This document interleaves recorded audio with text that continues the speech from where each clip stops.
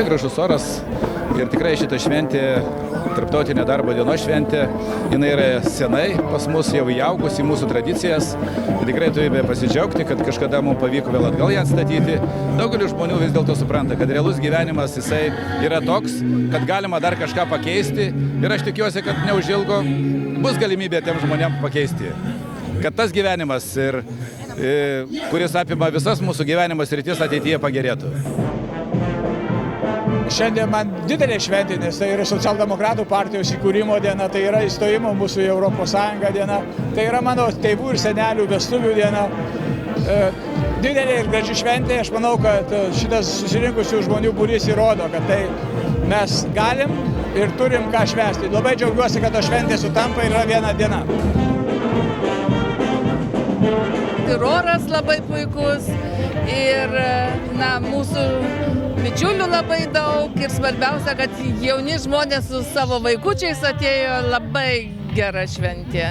Reikia pasidžiaugti, aišku, reikia dirbti, bet reikia kai kada ir pasidžiaugti. Už Europą, kuriai rūpi Lietuva. Valio! Ir už Lietuvą, kuriai rūpi Europą. Valio! Žmogus, darbas, solidarumas. Valio!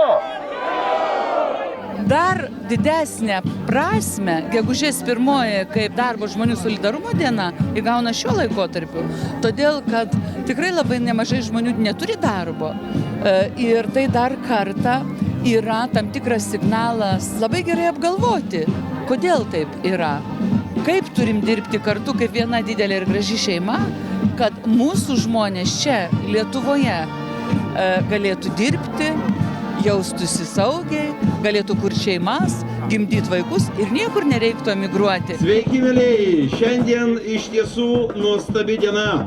Ir šiandien mes švenčiame solidarumo, laisvės, demokratijos, atvirumo, Lietuvos grįžimo į Europą, taip pat taikos, saugumo ir draugystės šventę. Tegyvuoja laisvė, lygybė, solidarumas su gražia pavasario švente. Ačiū! Gegužės 1 tokia tradicinė, mes esam kiek vyresnėliai, tai įprotis buvo darbo žmonių šventę paminėti, jis toks ir išlieka. Kiek žmonių, gražus oras. Vienu žodžiu, už socialdemokratus ir už Balčytį. Už gražesnę Lietuvą, už tai, kad visi liktų Lietuvoje, kad būtų daugiau darbo vietų, kad palaikyti, kai sakant, kad tos gretas mūsų būtų didelės, kad vaikai augtų Lietuvoje, o ne iš užsienio, tik atvažiuotų pas senelių aplankyti. Mes už tai, už tokią Lietuvą. Lietuva jėga, Lietuva jėga! Super, niekur nevažiuokit, likit čionais.